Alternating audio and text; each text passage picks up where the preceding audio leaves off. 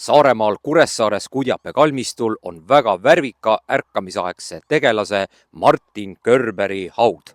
Nüüd aga oleme Toompeal ja kaadris paistab Pika Hermanni torn. Kuidas on see koht ja Eesti lipp seotud Martin Körberiga?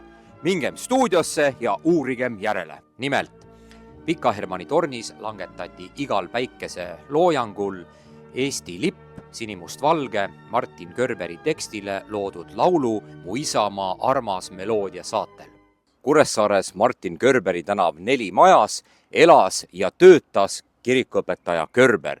Tema järgi on nimetatud ka terve see tänav, aga kas teate, et 1952. aastal nimetati Körberi tänav koguni kolhoosi tänavaks? Kui Körber oli oma pastoritegevuse Ansekülas lõpetanud, kolis ta mõneks aastakümneks ja jäi oma surmani siis elama Kuressaarde omaenda majja. Tema maja asub praeguseni äärelinna tagasihoidlikus kohas. Toona kandis see tänav Vaestekoja tänava nime ja oma nime saanud see uulits seal paiknenud vanadekodu järgi. Selles majas, kus Körber elas, oli enne olnud linna kehvemate laste varjupaik ehk siis lastekodu. Ja see tänav, kus Körber elas, on Kuressaare tänavatest ilmselt kõige rohkem ka oma nime muutnud. Rahvas kutsus seda Vaestemaja tänavaks, Nõukogude ajal oli see kolhoosi tänav, kuid Eesti Vabariigi ajal oli 1934 nimetatud see Martin Körberi auks tema nimeliseks tänavaks. Kolhoosi tänavaks sai see siis aastal 1952 ja 1990 taastati Körberi tänava nimi ja Nõukogude ajal oli mõnda aega see tänav olnud veel ka Kalda tänava nime all. Martin Körberit nimetatakse üheks viimaseks estofiiliks. Ta oli siis viimaseid balti sakslasi, kes Eesti kultuuri ja kirjapõllul veel midagi arvestatavat korda saata suutis. Nii üllatav, kui see tänapäeval inimesele ka ei tundu, siis tuleb mainida, et Martin Körber on ilmselt Eestis üldse üks enim trükitud autoreid, kelle kas või juba Martin Luteri katekismust on tõlgitud ei rohkem ega vähem kui vähemalt 350 000 eksemplari. Ta võttis siis käsile nõudliku töö, Luteri väikese katekismuse Eesti lugejatele kättesaadavaks tegemise. Katekismuse kallal töötas Körber 7 pikka aastat, kusjuures ta nägi sageli nädalaid vaeva ainult ühe lause kallal, et seda siis viimistleda. Juba aastal 1900 ehk siis vähem kui 10 aastat pärast Körberi surma ilmus sellest katekismusest juba 40. väljaanne ja Eesti Vabariigi lõpuaegadel 1939 ilmus veel ja see oli juba siis 58. trükk. Ja on öeldud siis seda, Piibli ja selle osade kõrval osutub Körberi katekismus üheks levinumaks eestikeelseks raamatuks üldse. Mis puudutab Körberit kui luuletajat, siis on kirjutatud, et tänapäeva lugejat häirib Körberi kui sakslase puudulik eesti keele oskus. Näiteks esineb Körberil vigu astmevahelduses, sõnade muutmises ja sagedased on temal ka siis germanismid ehk siis otsesed saksa keele tuletised.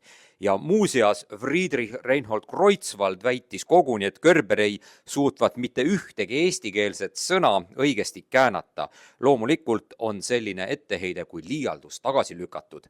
Mis puudutab veel Kreutzwaldi suhtumist Martin Körberisse, siis Kreutzwald nimetas Körberit ja teisi eesti keeles kirjutavaid sakslasi koguni eesti keele alal vusserdajateks ja nende loomingut suisa soperduseks. Karl Robert Jakobson seadis Körberi nende väheste saksa pastorite hulka, kes tõesti Eesti rahva huvide eest võitlesid. Kuid Jakobson ei leia Körberi sule all armu. Körber nimetab Jakobsoni kõige kurjemaks mürgissegajaks, aga peab Jakobsoni siiski andekaks rahvakirjanikuks ja lisab, sest ma ei saa salata, kui üle vaadata ta mürgist, loen ma teda väga hea meelega. Kuigi Martin Körberi luuletaja annet, tema eesti keele oskust ja väljendusoskust eesti keeles on ka kritiseeritud, siis näiteks kirjandusteadlane Maie Kalda on kirjutanud, et ometi on Körberi lauludes enam poeesiat kui näiteks Janseni Eesti laulikus. On tõstetud esile näiteks Körberi suuremat ladusust ja kujundilikkust ning seda just Janseniga võrreldes. Körberi parimate värsside tundmist edendas omal ajal Karl Robert Jakobson, kes avaldas 12 Körberi luuletust oma kooli lugemise raamatus. Kooli lugemise raamat oli Jakobsoni poolt siis väga populaarne teos, seda ilmus väga palju trükke. Pastor nöökas kadaka sakslasi ning pilkas tolleaegse mõisnikuna nõmedust. Näiteks tõi Körber kellegi mõisniku, kes kartnud, et maakera ja sabatähe kokkupõrkel meie Eestimaa Itaaliasse paiskub ja sellele mõisnikule olnud täiesti arusaamatu, miks hoitakse tema sõnul koli ehk siis eestlaste vana vara alles, kui nendest isegi hobuse raudu või isegi kabjanaela teha ei saa. Kui räägime arvudest, siis on kokku rehkendatud, et Körber lõi lausa üle 700 vaimuliku laulu. Ilmaikke laule on ta loonud erinevatel andmetel siis 100 kuni 300. 1920. aastatel ehk siis aastakümneid pärast Körberi surma juhtus Eestis selline ootamatu metamorfoos, et Körberi luuletuse Mu isamaa armas autoriks on märgitud hoopis Friedrich Kuhlbars, sõnade autoriks. Kuhlbars on siis muuseas kirjutanud kui Kungla rahvas kuldsel aal ja sõnade autori Kuhlbarsi kõrval on märgitud, et viisi on loonud Miina Härma. Loomulikult see informatsioon ei ole õige. Ilmselt on Martin Körberi kõige tuntum loominguline teos, tema luuletus või laulutekst Isamaa või Mu isamaa armas. See ilmus esimest korda 1867. aastal väljutatud teoses Laulud Sõrvemaalt ja täpsemalt selle teises vihikus. Algul arvati, et Körber on ise ka selle viisi kirjutanud, kui tegelikult see on laenatud Saksamaalt ja selle viisi autor on August Daniel von Pintzer ja see teos kandis pealkirja Wir hatten gebauet ein stattliches Haus. See pärineb aastast 1819. Mida rohkem aastakümneid Körberi surmast möödus, seda rohkem rahva seas see laul Mu isamaa armas ka moondus või mugandus. Ja selle viimane salm kõlas algselt siis natuke teistmoodi kui tänapäeval ja seda Körberi luuletus siis algul tunti niimoodi. So poole ma hoian, sul truiks ma jään, kuni ma kord suren ja oma hauda lään. Aastal 1862 ehk siis juba tänapäevaks üle 160 aastat tagasi ilmus märkimisväärne Körberi teos pealkirjaga Sõrvemaa lööke ehk 30 mõnusat laulo. Sealt leiame tänapäevalgi tuntud laulud. Näiteks üks on siis Õhtulaul, kui meresse lähevad. Paremini tuntakse seda pealkirja all Kiigu-liigu laevukene, mille algustekst on siis selline. Kiigu-liigu laevukene, lained lahkelt lükake, tõuka tagant tuulekene, purjed hästi paisuge. Ja teine väga tuntud luuletus või laul sellest Sõrvemaa lõoke kogust on Mu armas issa kohakene ehk siis vaikne kena kohakene. Selle viisistas hiljem Ferdinand Mühlhausen, kes muide Kreis koolis oli olnud pikalt Eduard Vilde pinginaaber. Mis puudutab tuntud laulu või luuletuse Kiigu-liigu laevukene sünnilugu, siis on räägitud seda, et kord paadiga Abruka saarele sõites istunud Körber paadi põhjas kolmejalgsel järil. Järsku tuli üks suur tugev laine ja andis paadile nii tugeva tõuke, et Körber koos paadiga ümber kukkunud. Oma kogumikus Meie kallis Sõrvemaa on Körber avaldanud luuletuse pealkirjaga Sõrvemaa käib üle kõige ja nii üllatav kui see ka ei ole, siis see oma eeskujus lähtub sellisest laulust või luuletusest, mille pealkiri on Das Lied der Deutschen ehk siis Deutschland über alles. Körber on selle kohandanud siis Sõrvemaa oludele. Ilmselt just sellest Deutschland über alles kohandamisest Sõrvemaa oludele on nõukogude ajal siis kirjutatud niimoodi, et Körberi kodukoha laulude hulgas leidub saksa šovinistlike laulude mehaanilisi ümberveeretusi kolkab patriootlikeks Saare või Sõrvemaa ülistuslauludeks. Körber andis oma elu jooksul välja ka mitu palveraamatut. On öeldud seda, et nendes valitseb tavapärane kiriku žargoon, kuid mõni koht tundub siiski elavam, dramaatilisem, isikupärasem, kuigi see vananenud keele tõttu omandab tänapäeva lugeja silmis või kõrvus natuke koomilise varjundi. Toome mõningaid näiteid palveraamatu tekstidest, mida Körber kirjutas. Kes peab nüüd tänasel päeval mu südames valitsema? Kas petlik maailm või mu oma kuri liha või vana möirgaja lõukoer? Ei mitte, sest need kolm on minu hinge vaenlased. Oh võtta siis mo südant enese kätte ning istuta, sa taeva aednik, mo südame põllo peale oma taeva taimed. Elavad usko sinna sisse. Kas teie kuulute nende püsivaatajate hulka, kes pole veel tellinuppu vajutanud? Kanali tellimisega ei kaasne mingeid kohustusi ja see on tasuta. Seega, aidake meil astuda sammuke lähemale eesmärgi täitumisele, 10 000 tellija kokkusaamisele. aitüma toetuse eest! Martin Körberit teatakse tänapäeval ikka kui saarlast, aga tegelikult oli tema siis Körberite perekonnast esimene, kes Saaremaa pinnale astus, kuid seda aastal 1837, ehk siis, kui ta oli 20-aastane. Juunis 1837 nägi Körber üldse elus esimest korda merd. Seni oli elava fantaasiaga poiss, näinud merd ainult isamaja seinal oleval maalil. Mida tähendab üldse perekonna nimi Körber? See tähendab siis saksa keeles korvipunujat ja saksa keelealadel on Körber küllaltki levinud nimi. Suudetud on Körberite jäljed üles leida aastast 1608 kuni 1667 Saksamaal elanud meheni, kelle nimi oli Jakob Körber ja muide 1919. aastal Austrias surnud Ernest von Körber oli samuti Körberite sugukonnaga seotud. Tema oli siis Austria peaminister ehk siis Austria-Ungari Ühendriigi Austria poole peaminister. Martin Körberil oli tegelikult lausa 3 eesnime: Martin, Georg, Emil ja kuni 21. eluaastani kutsutigi teda põhiliselt hoopis Emiliks, mitte Martiniks.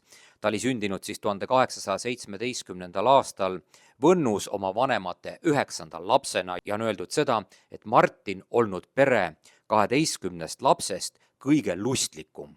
Martin Körberi kohta on öeldud seda, et juba nooruses joonistas ja maalis ta väga kenasti, laulis ja komponeeris. Ja oma teose Saaremaa kuldnokk motos on Körber ise kirjutanud niimoodi: laulmine on mu kõige armsam meelejahutus. Nii mitmedki Körberite suguseltsi liikmed rändasid välja ka tsaaririigi aegadel Sise-Venemaale. Loomulikult on nad tänaseks päevaks, kes veel elus on, ammu venestunud ja Venemaal sai Körberite nimeks siis Kerber või mõned isegi Korvin ja neid elab tõesti Venemaal ka tänapäeval. Martin Körber oli rahvuselt siis sakslane, täpsemalt siis baltisakslane ja esimene Körberitest, kes Eestimaale jõudis, oli Martini vana-vanaisa nimega Johann Friedrich Körber. Tema oli siis sündinud aastal 1701 ehk siis, kui Eesti aladel möllas Põhjasõda. Tema suri siis Helmes, ta omandas kiiresti eesti keele, oli Eestis mitmel pool pastor ja on öeldud seda, et Martini vana-vanaisa kirjutas kreekakeelseid värsse ja kreekakeelsed värsid lausa voolanud kergelt Martini vana-vanaisa sule alt välja. Nii mitmedki Martini esiisad olid pastorid ja pikaaegne pastor Võnnus oli ka tema isa, kelle nimi oli Eduard Philipp. Muide, Eduard Philipp oli nooruses väga nõrga tervisega, ta sündis 2 kuud enne õiget aega ja oli väga nõrk ja väike ja on öeldud seda, et ema pesnud Martini isa lausa supivaagna sees, nõnda väike olnud siis Eduard Philipp. Ta oli aastakümneid Võnnu kirikuõpetaja, ta oli populaarne mees ja teda kutsutud valju bassi hääle tõttu lausa taevapasunaks. Rahva seas oli ta väga armastatud, aga tal polnud mainimisväärselt praktilist meelt. Samuti teatakse rääkida tema lapselikest ja veidratest kommetest. Näiteks olevat Martini isa muretsenud endale 25 aastat enne surma kirstu ja laste suureks õuduseks iga jumala pärastlõunal Martini isa seal kirstus ka pikutas. Martini isaga on seotud ka niinimetatud Priiuse tamme lugu, millega Eduard Philipp Körber on jätnud kultuurilukku jälje kui eestlaste vabaduse ja iseseisvuse prohvet. Ühe noore tamme istutamise puhul aastal 1808 kirjutas ta Võnnu kiriku meetriku raamatusse pastorina sellised read, et kui tulevased põlved 100 aasta pärast palaval päeval selle tammevarjus puhkavad, siis osutub meie rõhutud vendade ehk siis eestlaste ränk ikke juba ammu murdunuks. Siis on nad saanud jälle vabaks, iseseisvaks ja õnnelikuks rahvaks. Eesti teadupärast iseseisvus 1918.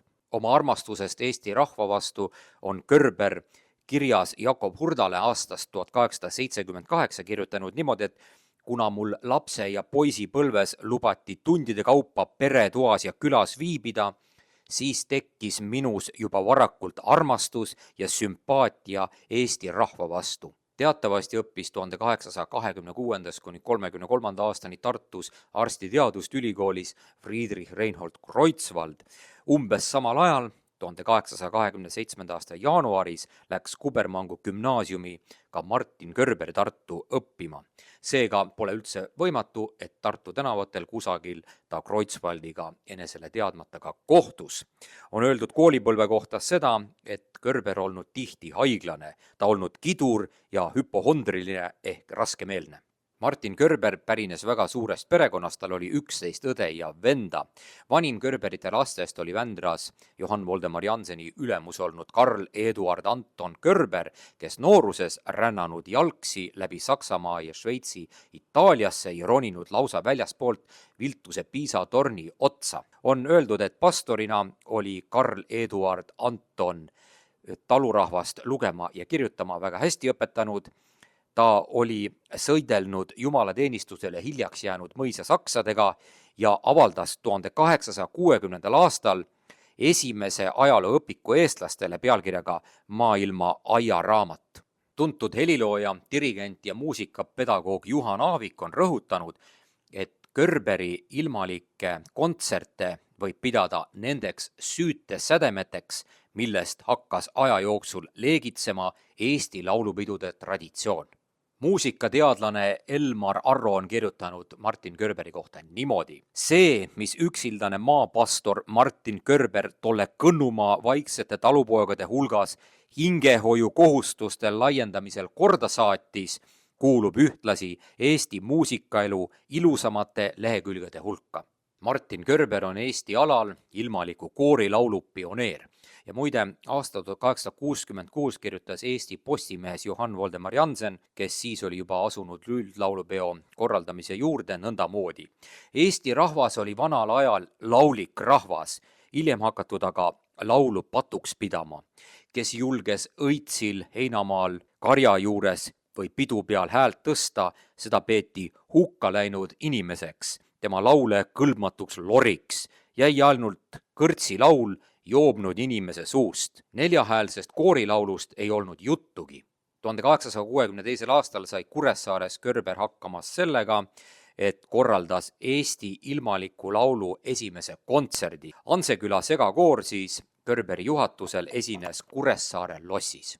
Ikka ja jälle teatakse seda, et esimene Eesti üldlaulupidu toimus 1869 Tartus ja selle korraldas põhiliselt Johann Voldemar Jannsen, kuid juba 1863. aastal korraldas Körber kohaliku laulupeo Sõrves, toimus see siis maikuus. Pealtkuulajaid olnud circa 500, lauljaid kokku aga 60.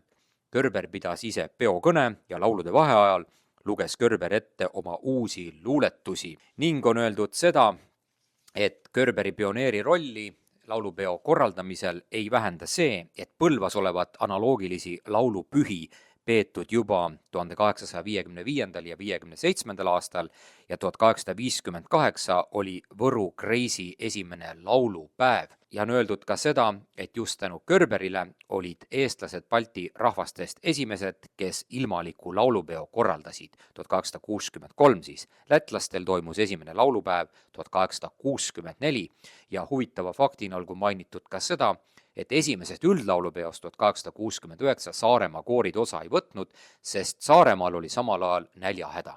Mis puudutab Körberit kui kirikuõpetajat või pastorit, siis on öeldud, et tema kantslikõned olid mõjukad ja oma koguduses on ta eriti võidelnud joomise ja salakauba vedamise vastu ja palju on Körber kurtnud ka kõrtside üle. Saaremaal paiknenud Karja kiriku pastori õe mälestustest 1860. aastate lõpust võime lugeda. Karjas viibis oodatud külalisena tihti ka Martin Körber. Körber oli ülimalt originaalne mees. Sinine pärlinöörist uurikett kogu laiuses üle Körberi tüseda keha.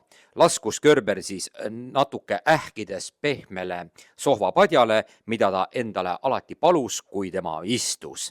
Körber olnud väga jutukas ning on öeldud seda, et ta oli täis koomilisi lugusid. Ta tundis rõõmu, kui teda tähelepanelikult kuulati ja juba siis ehk siis 1860. aastate lõpul olevat Körber kannatanud ägedate krooniliste peavalude all, mis aastatega aina süvenesid. Kui Körber läks aastakümneteks Saaremaal Anseküla kiriku õpetajaks, siis Anseküla kirik oli niivõrd lagunenud, et rahvas lausa suure elukartusega sinna sisse läks.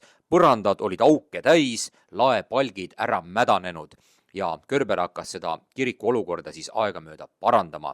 Ja 1941. aastal juhtus Ansekülas selline asi, et põles kirikutorn suvesõja käigus ning Punaarmee oli ennast sisse seadnud Anseküla pastoraati. Aknad olid seal lõhutud ja uksed kõik ripakil. 1944. aasta sügisel oli kirikus sakslaste poolt sisse seatud püssirohu ladu ja see lasti õhku, nii et kirikus seinad lausa laiali lendasid. Pärast sõda ehitati endise kiriku asemele siis majakas ja pastoraadi hoone põles maha täiesti 1945. aastal. Kui Körber läks Anseküla kirikuõpetajaks, siis algul oli köstriks seal Aleksander Toom. Tema oli täielik religioosne fanaatik, nimetas ennast Saaremaa prohvetiks ja ka piiblist tuntud Habakuk teiseks. On väheusutav jutt, et sõimlev ja robustne Toom pidi Ansekülast lahkuma pastori kadeduse tõttu, nii nagu on ikka siin ja sealpool räägitud. Nimelt pastor olla Toomi peale kade tema kõneanni pärast, aga on arvatud, et see jutt ei ole õige. Pastor Körber olevat mõnedel andmetel vahepeal siiski olnud äkiline mees. Näiteks juhtunud selline lugu. Kord läinud ta kiriku küla ühe talunikuga, kelle nimi oli Pavel, kähplema ja tõstnud selle mehe siis välja ja välja ajades olevat käristanud Paavli pintsaku katki. Pärast seda pannud pastor Körber endale hoiatuseks ametiruumi uksele tahvli, mille peale oli kirjutatud: inimese viha ei tea mitte, mis õige on Jumala ees. 1857. või 58. aastal osales Körber päästemeeskonnas, mis päästis ära 2 Kuramaa merehädalist. Nad olid nimelt lahtisel jäätükil, nii et Körber oli üks nende meeste päästjatest. Martin Körberi veidrustest või kummalisest käitumisest on muuseas jutustanud ka meie tuntud rahvaluule teadlane Oskar Kallas, kes tugines oma isa Kaarma köstri Mihkel Kallase selgitustele või meenutustele. Kord olevat Martin Körber asendanud Kaarma pastorit ja elas siis mõnda aega Kaarma pastoraadis ja tegi siis oma käitumisega Kaarma kirikumõisa rahvale palju tüli. Kesköö ajal nõudnud Körber järsku endale piima, kusjuures hapupiima kohta ütles Körber niimoodi: kas tahate mind ära kihvtitada või? Siis soojendatud pliidi peal Körberile piima ja Körber pahvatanud: kas tahate mind keeva piimaga ära põletada, tooge mulle lüpsisooja piima. Ja seda vaatamata asjaolule, et lehmakari oli samal ajal ju väljas. On räägitud, et pastor söönud aina rukitangu putru ja hobuse liha. Kerge rasvumise tõttu olevat arstid soovitanud Körberile kehalist tööd teha. Hakanud siis Körber puid lõhkuma, kuid virutanud endale kirvega jalga. Ja taolist olukorda edaspidi vältida, võttis Körber endale kaitseks tünni, astus sinna sisse ja hakkas siis niimoodi tünni sees puid lõhkuma. 1871. aastal pühitseti pidulikult Martin Körberi 25 aastast ametijuubelit. Ta oli siis juba 25 aastat pastorina töötanud. Pärast seda töötas Körber Ansekülas veel 4 aastat. Aegamööda süvenesid tema erinevad haigused ja tõved, näiteks närvilisus, peavalud, üldine nõrkus. Tööd hakkasid takistama Körberil juba näiteks ka minestamised kirikus jumalateenistuse ajal ja viimastel pastori olekuks aegadel ei suutnud Körber enam jutlust pidada mitte kiriku kantslist, vaid alt kirikust ise. Martin Körberil oli 2 last, kuid nendel järeltulijaid ei olnud ja tema poja saatus kujunes küllaltki traagiliseks. 1877 oli poeg lõpetanud õpingud Tartus, kuid siis ta hakkas alla käima ja tema allakäigu põhjustas morfinism. Ta suri 1890. aastal ehk siis enne Martinit ja ta on maetud siis Martini kõrvale. Martin Körber suri 7. aprillil ehk siis uue kalendri järgi 19. aprillil 1893 hommikul kell 5 ja tema otseseks surmapõhjuseks märgiti südamerabandus. Tema ärasaatmine toimus 12. aprillil Kuressaares Laurentiuse kirikus ja muide, Körberi abikaasa elas temast märgatavalt vanemaks, ta suri 93-aastasena veel Eesti Vabariigi aastatel 1921. Muide, andke kommentaariumis teada, millistest ärkamisaegsetest tegelastest te sarnast isikuvideot soovite.